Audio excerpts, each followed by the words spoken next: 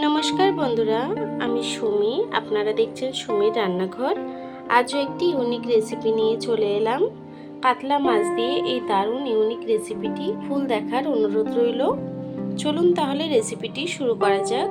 তার আগে আমার ভিডিওটি যদি ভালো লেগে থাকে চ্যানেলটিকে সাবস্ক্রাইব করতে ভুলবেন না। চলুন তাহলে রেসিপিটি শুরু করা যাক। প্রথমেই আমি একটি কড়া বসিয়ে নিয়েছি। কড়াইতে সামান্য একটু জল দিয়ে দেব। মাছটি ভাপানোর জন্য অল্প করে জল দিলাম। আমি 5 পিস কাতলা মাছ নিয়েছি। পেটির দিক দিয়ে মাছটা নেওয়ার চেষ্টা করবেন, এতে কাঁটাটি ছাড়াতে অনেকটাই সুবিধা হবে। দিয়ে দেব সামান্য একটু হলুদ গুঁড়ো, দেব সামান্য একটু নুন, দিয়ে মাছটিকে আমি ভাপিয়ে নেব। মাছটি কিন্তু ভাপানো হয়ে গেছে। দেখুন মাছটি সিদ্ধ হয়ে গেছে। এখন মাছটিকে আমি তুলে নেব।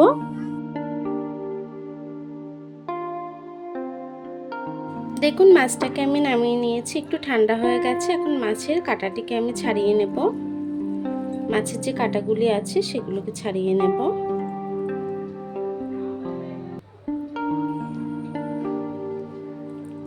পেটির মাছ নিলে কাঁটাটি খুব সহজেই ছাড়িয়ে নেওয়া যায়, তার জন্য ট্রাই করবেন পেটির মাছ নিয়ে এটি করতে। দেখুন মাছটা কিন্তু ছাড়ানো হয়ে গেছে, কাঁটাটিকে ছাড়িয়ে নিয়েছি। এখন বাকি উপকরণটি দিয়ে নেব। দেব কিছুটা পেঁয়াজ কুচি, দেব কিছুটা কাঁচা লঙ্কা। ঝালটা যতটা পছন্দ করেন সে অনুযায়ী অ্যাড করবেন। দেব একটু আদা রসুন বাটা, দেব একটু নুন যেহেতু আমি মাছ সিদ্ধর সময় একটু দিয়েছিলাম, অল্প করে নুনটা দিলাম। দেব সামান্য একটু হলুদ গুঁড়ো, দেব কিছুটা ধনেপাতা কুচি। সব কিছুকে খুব সুন্দরভাবে একটু মিশিয়ে নেব মাছের সাথে। সব কিছুকে খুব সুন্দরভাবে একটু মিশিয়ে নিয়েছি। এখন বেসন দিয়ে দেব কয়েক চামচ বেসন।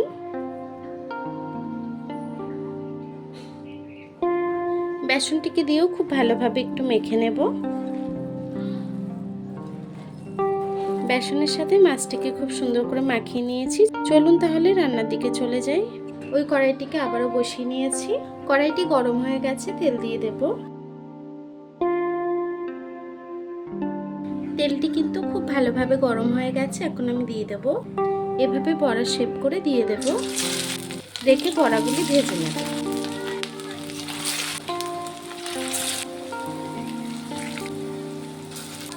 বড়াগুলোকে এপাশ ওপাশ করে লাল লাল করে ভেজে নেব।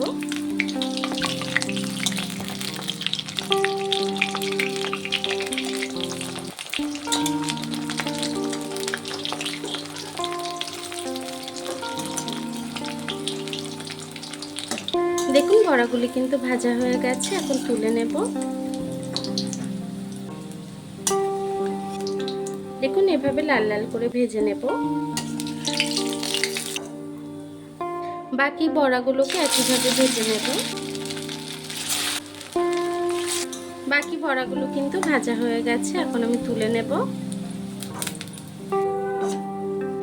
দেখুন মাছের বড়াগুলো কিন্তু খুব সুন্দর করে ভাজা হয়ে গেছে। ওই কড়াইতে আমি সামান্য আরো একটু তেল দিয়ে দিয়েছি। এখন দিয়ে দেবো পেঁয়াজ কুচি। পেঁয়াজটিকে একটু ভেজে নেব। পেঁয়াজটি একটু ভাজা হয়ে এসছে। এখন আদা রসুন বাটাটা দিয়ে দেব কিছুটা আদা রসুন বাটা। আদা রসুন বাটাটাকে দিয়ে একটু নেড়ে ছেড়ে নেব যাতে কাঁচা গন্ধটি চলে যায়। একটু নেড়ে ছেড়ে নিয়েছি, আদা রসুনের কাঁচা গন্ধটি চলে গেছে। এখন দিয়ে দেব জিরে আর গোলমরিচ বাটা একসাথে, সেটাকে দিয়ে দিলাম। আর দেব ধনে গুঁড়ো আর কিছুটা লঙ্কার গুঁড়ো। ঝালটা আপনারা টেস্ট বুঝে দেবেন। সামান্য একটু জল দিয়ে দেবো যাতে গুঁড়ো মশলাটা পুড়ে না যায়। মশলাটিকে একটু কষিয়ে নেব। দেব স্বাদ মতো নুন, যেহেতু আমরা কড়াই নুন দিয়েছি নুনটি অল্প করে দেব একটু হলুদ গুঁড়ো। এখন দিয়ে দেবো টমেটো বাটা।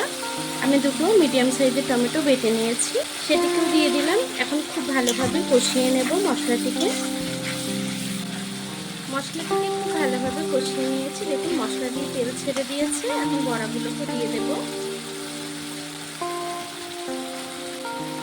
বড়াটাকে দিয়ে একটু নেড়ে ছেড়ে দেবো। খুব বেশি নাড়বেন না, হালকা হাতে একটু নেড়ে দেবেন। এখন আমি সামান্য একটু জল দিয়ে দেবো। গ্রেভিটা যতটা রাখবেন সেই অনুযায়ী জলটি অ্যাড করবেন। আমি অল্প করে জল দিলাম। জলটিকে দিয়ে একটু নেড়ে ছেড়ে দেবো। একটু নেড়ে ছেড়ে দিয়েছি, এখন কিছুক্ষণ রান্না করে নেব। আমি একটু ঢেকে দেব। ঢাকা দিয়ে আমি একটু রান্না করে নিয়েছি। এখন উপর থেকে দিয়ে দেবো একটু ধনেপাতা কুচি। আবারও একটু নেড়ে দেবো হালকা হাতে। খুব বেশিক্ষণ রান্না করার কোনো দরকার নেই, যেহেতু মশলাটিকে খুব ভালোভাবে কষিয়ে নিয়েছি। মাছটাও কিন্তু সিদ্ধ করা ছিল। গ্রেভিটা ফ্রাই হয়ে এসছে। এখন আমি গ্যাসটিকে বন্ধ করে দেব। তরকারিটিকে এখন নামিয়ে নেব।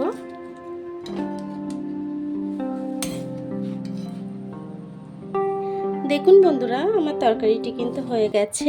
আমার এই ইউনিক রেসিপিটি আপনাদের কেমন লেগেছে কমেন্ট বক্সে জানাতে ভুলবেন না।